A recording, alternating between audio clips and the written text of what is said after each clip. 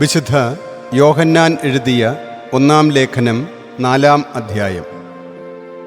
പ്രിയപ്പെട്ടവരെ, എല്ലാ ആത്മാക്കളെയും നിങ്ങൾ വിശ്വസിക്കരുത്, മറിച്ച് ആത്മാക്കളെ പരിശോധിച്ച് അവ ദൈവത്തിൽ നിന്നാണോ എന്ന് വിവേചിക്കുവിൻ.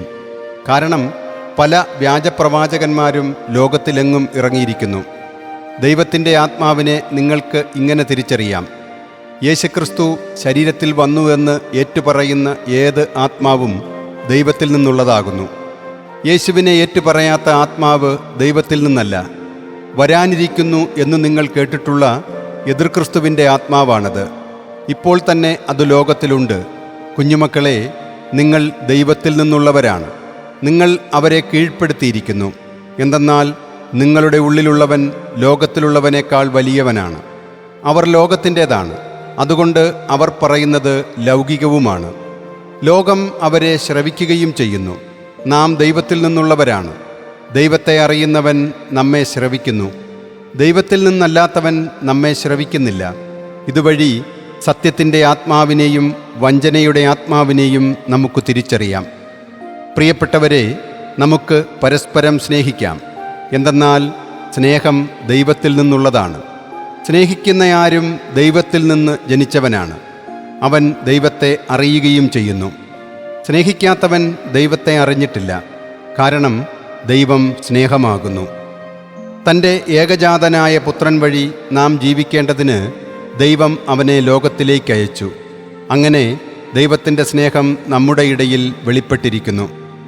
നാം ദൈവത്തെ സ്നേഹിച്ചു എന്നതിലല്ല, അവിടുന്ന് നമ്മെ സ്നേഹിക്കുകയും നമ്മുടെ പാപങ്ങൾക്ക് പരിഹാരബലിയായി സ്വപുത്രനെ അയക്കുകയും ചെയ്തു എന്നതിലാണ് സ്നേഹം.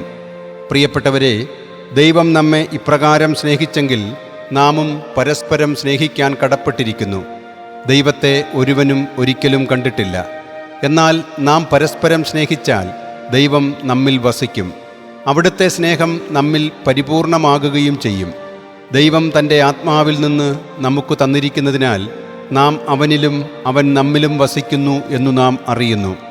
പിതാവ് തൻ്റെ പുത്രനെ ലോകരക്ഷകനായി അയച്ചു എന്ന് ഞങ്ങൾ കാണുകയും സാക്ഷ്യപ്പെടുത്തുകയും ചെയ്യുന്നു.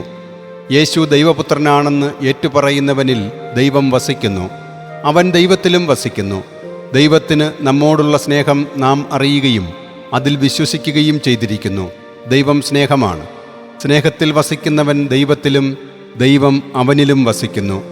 വിധിദിനത്തിൽ നമുക്ക് ആത്മധൈര്യം ഉണ്ടാകുന്നതിന് സ്നേഹം നമ്മിൽ പരിപൂർണമായിരിക്കുന്നു. എന്തെന്നാൽ ഈ ലോകത്തിൽ തന്നെ നാം അവനെപ്പോലെ ആയിരിക്കുന്നു. സ്നേഹത്തിൽ ഭയത്തിന് ഇടമില്ല. പൂർണ്ണമായ സ്നേഹം ഭയം ബഹിഷ്കരിക്കുന്നു. കാരണം ഭയം ശിക്ഷയെക്കുറിച്ചാണ്. ഭയപ്പെടുന്നവൻ സ്നേഹത്തിൽ പരിപൂർണനായിട്ടില്ല.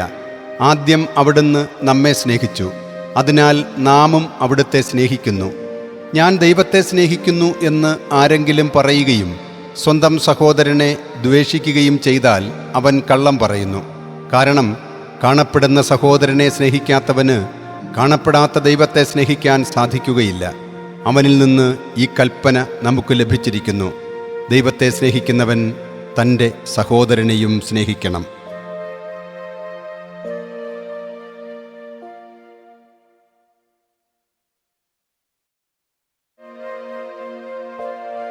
വിശുദ്ധ യോഹന്നാൻ എഴുതിയ 1-ാം ലേഖനം 5-ാം അധ്യായം.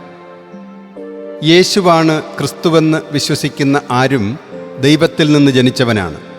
പിതാവിനെ സ്നേഹിക്കുന്നവൻ അവൻ്റെ പുത്രനെയും സ്നേഹിക്കുന്നു.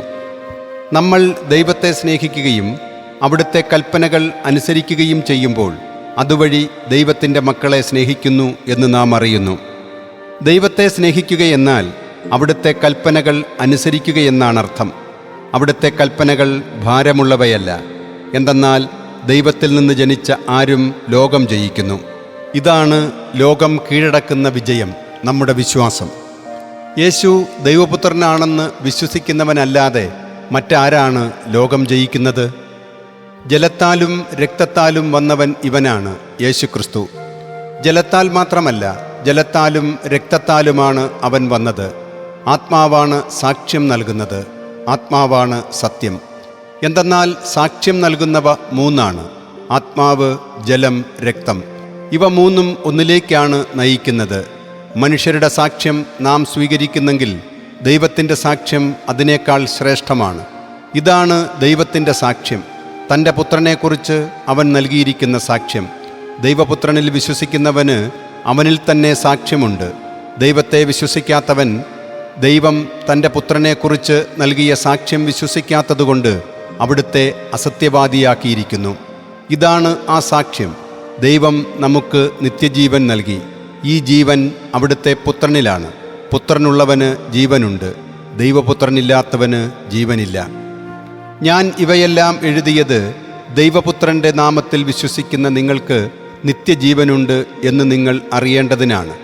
അവൻ്റെ ഇഷ്ടത്തിനനുസൃതമായി എന്തെങ്കിലും നാം ചോദിച്ചാൽ അവിടുന്ന് കേൾക്കുമെന്നതാണ് നമുക്ക് അവനിലുള്ള ഉറപ്പ്. നാം ചോദിക്കുന്നതെല്ലാം അവിടുന്ന് കേൾക്കുന്നെന്ന് നമുക്കറിയാമെങ്കിൽ നാം ചോദിച്ചവ കിട്ടിക്കഴിഞ്ഞു എന്ന് നമുക്കറിയാം.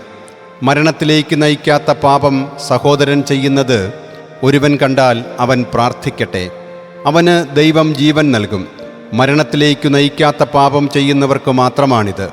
മരണത്തിലേക്ക് നയിക്കുന്ന പാപമുണ്ട്, അതേപ്പറ്റിയല്ല പ്രാർത്ഥിക്കണമെന്ന് ഞാൻ പറയുന്നത്. എല്ലാ അധർമ്മവും പാപമാണ്, എന്നാൽ മരണത്തിലേക്ക് നയിക്കാത്ത പാപവുമുണ്ട്. ദൈവത്തിൽ നിന്ന് ജനിച്ച ഒരുവനും പാപം ചെയ്യുന്നില്ല. ദൈവപുത്രൻ അവനെ സംരക്ഷിക്കുന്നു എന്ന് നാം അറിയുന്നു. ദുഷ്ടൻ അവനെ തൊടുകയുമില്ല. നാം ദൈവത്തിൽ നിന്നുള്ളവരാണെന്നും ലോകം മുഴുവൻ ദുഷ്ടൻ്റെ പിടിയിൽ കിടക്കുകയാണെന്നും നാം അറിയുന്നു. ദൈവപുത്രൻ വന്നെന്നും സത്യസ്വരൂപനെ അറിയാനുള്ള കഴിവ് നമുക്ക് നൽകിയെന്നും നാം അറിയുന്നു. നാം ആകട്ടെ സത്യസ്വരൂപനിലും അവിടുത്തെ പുത്രനായ യേശുക്രിസ്തുവിലുമാണ്. ഇവനാണ് സത്യദൈവവും നിത്യജീവനും. കുഞ്ഞുമക്കളെ, വിഗ്രഹങ്ങളിൽ നിന്ന് നിങ്ങളെ തന്നെ കാത്തുകൊള്ളുവിൻ.